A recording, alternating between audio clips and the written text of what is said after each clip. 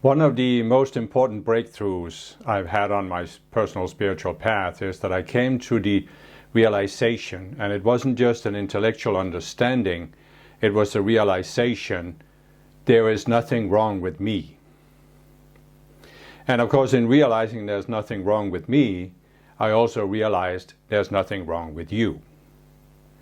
And this is a really, really important point to come to for spiritual people, because look at the planet we're living on. There's just an enormous pressure on us, not just the spiritual people, but on all people. And the pressure can be explained in various ways. One of them is to just look at your society, the society you grew up in. There's a norm. There's something that's considered this is normal behavior for our kind of people. And from the moment you are born, there is enormous pressure on you to conform to that norm. And of course this pressure is there for all people, but it's especially there for spiritual people, because how can we become a person who's following the spiritual path? Well, not by following the norm in our society, because there's no society on earth where it's normal to be a spiritual person. So in order for us to come to the realization that there is some path we can follow to a higher state of consciousness, and this path is beyond traditional religion, the religion we were brought up with, it's also beyond scientific materialism, we just have to go beyond the norm. I mean, we cannot be normal people and be spiritual people at the same time, not the way societies are right now. And what's the pressure that's put upon us by this? It is that if we are not following the norm, well, there can't be something wrong with the norm. There can't be something wrong with all of the other people because they're following the norm. So what's the only conclusion? There has to be something wrong with you. This is the pressure we are exposed to from the moment we are born. If you are not like the other people in your society, there's nothing wrong with society, there's something wrong with you. So what I realized many years ago was that it's almost impossible to be a spiritual person without having been exposed to and without having somehow taken on this "there's something wrong with you" mentality. We are so exposed to it, and we can't help but reacting to it. And we often deal with it by saying, okay, I'll just keep quiet about my spiritual beliefs, and then people won't be angry at me. I talked in some of the other videos about how I had a situation where I tried to talk to my family about the spiritual path, and how they totally rejected it. And I just decided that fine, I will talk to them about the things they can talk about. I won't talk to them about anything spiritual, and then they won't be mad at me. And that sort of worked. It's sort of a ceasefire agreement, you know. You don't talk about things that disturbs us, and then we won't put you down. And many of us have had to do this to just survive psychologically.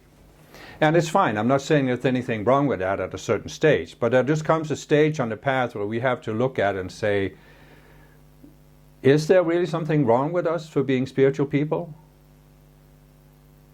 It doesn't mean we have to flip to the other extreme and say, well, there's something wrong with all the other people who are not spiritual. Right? I've tried to explain free will is free will, and free will must be outplaying itself. And I have this other series of videos where I talk about how the world works, and I explain in there how free will outplays itself. I explain that most people are in this state of immersion where they're fully identified with their physical bodies, with their outer minds, with the culture they grew up in. And free will allows this to outplay itself. People can be in this state for many, many lifetimes until they've had enough of it. So we just have to recognize that it's not a matter of saying these people are wrong for not being spiritual. But we also have to recognize that the law of free will also allows us to be spiritual and to be different. Because actually what we are doing by being different, we are pulling up on the collective consciousness, thereby making it easier for other people to escape this pull of the norm. And we simply have to come to that realization. This is a dynamic. This is the kind of planet we are living on. We are exposed to this enormous pressure. Now, the pressure actually is more than just this social pressure to follow the norm. The pressure goes very, very far back. And you can look at this very clearly in the so-called Judeo-Christian tradition. Judaism, Christianity, Islam goes back to the Old Testament. Because the Old Testament has this view of the angry God in the sky, who, if we don't obey him, will be cast out of paradise, will possibly be condemned to suffering in hell for all of eternity. And so this is found in the Old Testament, and it goes way back. But there's a more modern version of it that didn't really come into existence until after the formation of the Catholic Church. And there was a theologian called St. Augustine who, for clearly personal psychological reasons, he came up with this idea of original sin. And you can look into why he came up with it, but it doesn't really matter. The fact is that for now a very, very long time, the Catholic Church has been projecting this into our minds, that there's something wrong with us. We are born into sin. And we are sinners by our very birth, by the fact that our parents had sex, you know. And so this is another pressure that's been put upon many of the people who have grown up in this kind of a culture. Basically, anybody who's grown up in the Christian religion has been, whether they were Catholics or not, they have been exposed to this idea we are sinners. And you know, there's both a reality and an unreality to it, in a sense that what I have explained, both in some of the breakthrough videos, but also in the series about how the world works, is that there are 144 levels of consciousness on Earth. And we start out at a neutral level, at the 48th level, where we have a very point-like sense of self. But we have some sense of connection to being connected to something outside our own mind, which is basically our higher self and the ascended masters who are our spiritual teachers. So this is where we come into being on Earth. And at that 48th level, you can say, well, we have a limited sense of self. We have a limited sense of awareness of how the world works. But there is nothing wrong with us. There is nothing wrong with this. It's just the place we all have to start out on a planet like Earth. But then, as I've explained, we have the choice. We can go below the 48th level of consciousness. And that means we now go into this illusion that we are separate beings, and we start believing that we can do what separate beings do. I can do something to you that doesn't affect me. And this, of course, can lead people to go to lower and lower states of consciousness, so they become more and more egocentric, more and more narcissistic, and more willing to violate the free will of other people. And so you could say that when you go into the 48th level of consciousness, this is a state of sin. You know, it's actually what Jesus called the death consciousness.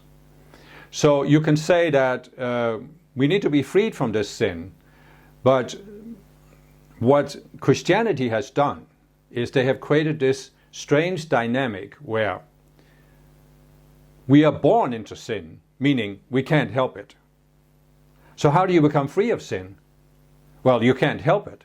You can't do it yourself. You need the external savior or the external church. And this is a fallacy. I mean, it's just a lie. It's just an illusion. We descended below the 48th level of consciousness by making choices. And the only way we are going to rise above the 48th level of consciousness is by consciously undoing those choices that brought us down. And this is the only process whereby we are going to be free. But the thing is, when you understand how free will works, as I've explained in especially the first video about how the universe was created, when you understand how free will works, you realize that even going below the 48th level of consciousness is not wrong. God or the Ascended Masters does not consider this to be wrong. As I said, there are two ways to use free will. One is we use free will by seeing ourselves as connected beings, connected to something beyond ourselves. And the other is that we go into the state of separation where we use our free will as separate beings. And it's just a matter of some people need to have that experience in order to fully grasp what free will is about. So there's nothing wrong with it. God and the Ascended Masters gave us the ability to do this. They're not saying we have to do it, but they're saying if we do it, it's not wrong. The only thing is that it keeps us trapped in a state of mind where we think we are wrong. And why is that? Because when you go into separation, you start thinking based on what I've called the duality consciousness, where there's always the two extremes. And one of these polarities, one of these pairs, as the Buddha called it, is right and wrong. And so what you do when you are in this duality consciousness, you fall prey to these illusions that have been created by certain beings. And I talk about this again in the other videos about how the world works. There are certain beings who rebelled against the process of growth, and they have tried to set themselves up as masters of the universe. I call them fallen beings because they have fallen to a lower state of consciousness. And they are trying to control all of us. And as I explained in one of these videos, number 4 actually, they had just projected that there is a standard, that everything has to be evaluated according to that standard. And if you are if you're living up to the standard, you're right, and if you are not living up to it, you're wrong. So when you go into this duality consciousness, you automatically, without realizing it, you come to adopt this standard. And you are thinking, first of all, you can't avoid having this fear that you could be wrong. And in order to compensate for that fear being wrong, which is unbearable, you try to build this illusion that you are right if you, for example, belong to the only true religion, and if you believe all of its doctrines and follow all of its practices. Then you are right. Then you can push into the subconscious mind the fear of being wrong. But the fear of being wrong is always there. It's never going to leave you as long as you are in duality. So what I have also said is that when you discover the spiritual path and start walking it, you're at the 48th level of consciousness, and then you start walking up higher. But the problem is that because we are on this dense planet, we can, even though we are above the 88th level of consciousness, it doesn't mean we have overcome all of the illusions that can be created below the 48th level. Because there are many of these illusions. So we can drag some of these collective illusions with us. And one of the illusions we can very easily drag with us is this sense that there's something wrong with us. I've explained that I found the spiritual path when I was 18 years old. And at that point, in your late teens, you've been exposed to all of these kind of pressures as you're growing up. You should be this way, you should be that way. And we all, as teenagers, we have this fear there could be something wrong with us. Or maybe not all, but a lot of people do. And so I very much had this fear, this sense that maybe there's something wrong with me. And then when I found my first spiritual teaching, I thought, okay, now I found this spiritual teaching, and now I'm okay. As long as I'm in this spiritual movement, follow this spiritual teaching, I'm okay. But then, after a few years, there came this realization, there is something that isn't the way I want it with this spiritual movement. There's something missing here. And then, of course, I was plunged into this, I was wrong for going into this spiritual movement. But as I've tried to explain in some of the other breakthrough videos, I wasn't wrong. I was just experimenting. This was part of my life plan, part of my path. But then I found my second spiritual movement. And the second spiritual movement, it had some really high teachings coming directly from the Ascended Masters. So for me it was very revolutionary to realize that there are Ascended Masters that live in a higher spiritual realm. So they are beyond all of the idiosyncrasies we see on earth. And this was actually one of the lessons I learned from my first spiritual movements, that I don't want a spiritual teacher who is an embodiment, because when you're an embodiment, you have certain idiosyncrasies. You come from a certain cultural background. For example, many spiritual teachers come from India, and I'm not saying there's anything wrong with it, but they have a certain cultural overlay. And so I came to the conclusion, I want spiritual teachers who are beyond all of this, all of these idiosyncrasies we can have on earth. And that's the Ascended Masters. But despite the fact that this second spiritual movement had teachings from the Ascended Masters, it still had a certain organizational culture. And it was very much based on this evaluation that if you are a good Chela, you are doing this and you are not doing that. Outer things. And underlying this was this sense that there couldn't be anything wrong with the teaching, there couldn't be anything wrong with the organization, there couldn't be anything wrong with the leader of the organization. So if you had a problem, there was something wrong with you. And this is something I've seen in many, many spiritual movements. Of course, you find it in the religious movements. I saw it when I was young, went to university, the Marxists, the same thing. You find it everywhere because it's a human tendency. Again, as I said, if you're not like the majority, then there's something wrong with you, and the same goes for a spiritual movement. So in my second spiritual movement, there was actually a very, very judgmental culture. And in the beginning, I was sort of just, trying to do the right thing. I was a very eager student. I wanted to do everything right. So I did study the teachings. I gave all the decrees that were prescribed. So by all outer accounts, I was a good student. But I still had this nagging doubt in my mind. Maybe I'm wrong. Maybe there's something wrong with me. Maybe. And I even had this fear that maybe I would one day discover something so terrible in my own psychology that I couldn't live with it. I couldn't live with having been wrong. And it's a very deep fear in us, as I said, because it goes way back into history. We have been in embodiment so many times in different societies. I mean, just look at the medieval Catholic Church. If you were wrong, what would happen? You'll be hauled in front of the Inquisition. You might be tortured. You might be executed. All of this stuff. And so there's so much of this in the world. And so there came a point in the late 90s, I think it was, after I had done a lot of therapy, which actually really helped me. But there still came a point where I felt like I had to deal with this. And it's actually strange how this happened, because back then I didn't have the teachings that I have given in these videos about the subconscious selves we are creating. If I'd had those teachings, it would have been a lot easier for me to deal with it, because I could obviously have seen that this sense that there could be something wrong with you is just a subconscious self. It's based on certain illusions. There's more than one self, but nevertheless, I could have started dealing with it one thing at a time.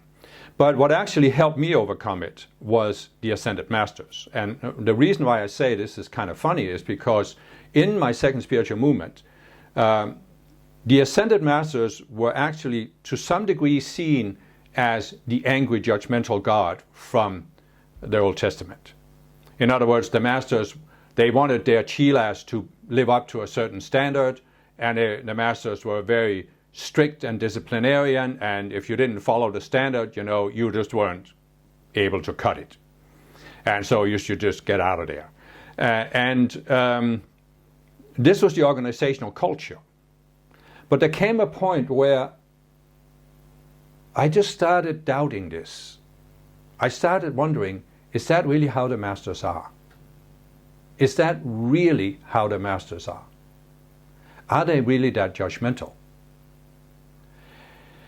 And I started working with this, starting pondering this, but the real breakthrough was what I've actually explained in another video, where I came to, there was a situation in my second spiritual movement when I had a conflict, and the spiritual leader of the movement was involved, and she told me what I needed to overcome in my own psychology, and I decided I would just not focus on the outer situation or the other people that were involved. I would just look at myself.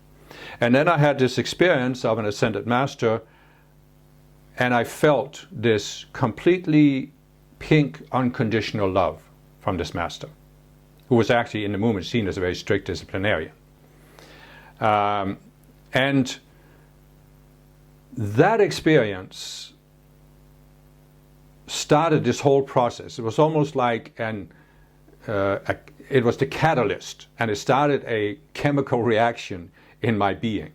And over the next few years, I was able to look at these various elements, and I eventually came to that point where one day, as a result of all the process I had gone through, I suddenly one day felt like this release. I felt like something let go in me, and what came to me from deep within were the words, "There is nothing wrong with me." And it was just revolutionary for me, because up until then I can see how my approach to the spiritual path had really been very much driven by this desire to compensate for the fear that there could be something wrong with me.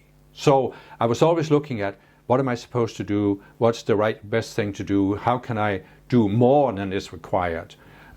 Because I was compensating. It's like I said, the compensation game. And much of my motivation for walking the spiritual path was this compensation game. And gradually I came to this resolution that there's nothing wrong with me, so what's there to compensate for? If there's nothing wrong with me, why do I need to compensate? I can just allow myself to be who I am, instead of always trying to be somebody else, instead of always trying to live up to the standard. And I actually realized that despite the organizational culture, which had a very strict standard, that standard didn't actually come from the Ascended Masters. It was there in the organization, and I'm not saying it was totally invalid, but I realized that the Masters are not that way. They don't have that kind of a standard, because they accept us for who we are. They accept us without any conditions. What I realized was that the Ascended Masters, and I didn't just realize it, I experienced it, that the Ascended Masters accept us. They accept that we are beings who have taken the courageous step to be an embodiment on a dense planet like Earth. And we have experimented with free will, and whatever we have done on Earth, it was just an experiment with free will. And whatever we have done on Earth can be turned into a positive learning experience. So was it really wrong? In the larger sense of the purpose of the universe is to help us grow, transcend our consciousness.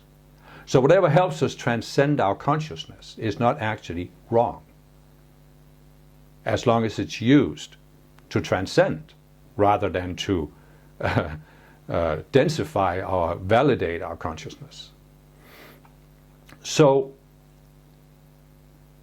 this was a very important process for me, and I think it will be for anybody. I think it will be for anybody, because if you look at yourself and your own background, I think you will see that you've also been exposed to this. There's something wrong with you if you're not living up to the norm, to the standard. And perhaps you will even see that your spiritual teaching, your spiritual organization, whatever it is, has reinforced that mindset, because it has its own version of it. There can't be something wrong with the guru, with the teaching, with the people who are following the organizational culture, so there's got to be something wrong with you. And it's just one of those things that are very, very strong in the collective consciousness. And as I said, we can actually drag it with us on the spiritual path. But in order to get to that 96th level, we have to look at it, we have to deal with it, we have to confront it. And I've given you the teachings in the previous discourses about the subconscious selves, and you can definitely use that teaching. And I've also talked about how it's important to resolve the energies, because naturally this burden that's put upon us, that there's something wrong with us, it causes us to qualify energy with a fear-based vibration. As I said, I can see how I had done that all of my life. And so there was an accumulation of fear-based energy in my emotional body. And by giving all of these decrees to the Ascended Masters, I started resolving it, started transmuting it. And that was an important aspect of my growth. But as I said, if I had the concept of the separate selves, it definitely would have helped me tremendously. So you can use that process. But in the end, I think really the only thing that will resolve it is that you walk the path, you get rid of the cells, you get rid of the accumulated energy until the conscious you can just step outside of these selves. And you can connect to your higher self, or you can connect to an Ascended Master if there's an Ascended Master you feel close to. And then you can experience from them that unconditional acceptance. And that will be the ultimate resolution of this entire dynamic of thinking there's something wrong with you. You can make progress by understanding it intellectually. You can make progress by dissolving the energy.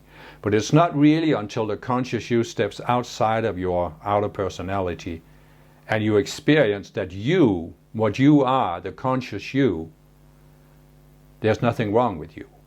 Because whatever you have gone into, whatever you have experienced on earth, whatever you have done on earth was done through these subconscious selves. The conscious you hasn't been changed by any of it. You still are as pure and as innocent as the day you descended into embodiment for the first time.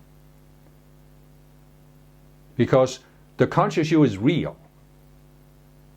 And everything that happens on earth is, in a certain sense, unreal, especially in the duality consciousness. And so that which is real cannot be affected by that which is unreal. But you can't accept this intellectually. You have to experience. I am not all of this. I am more than this. I am real.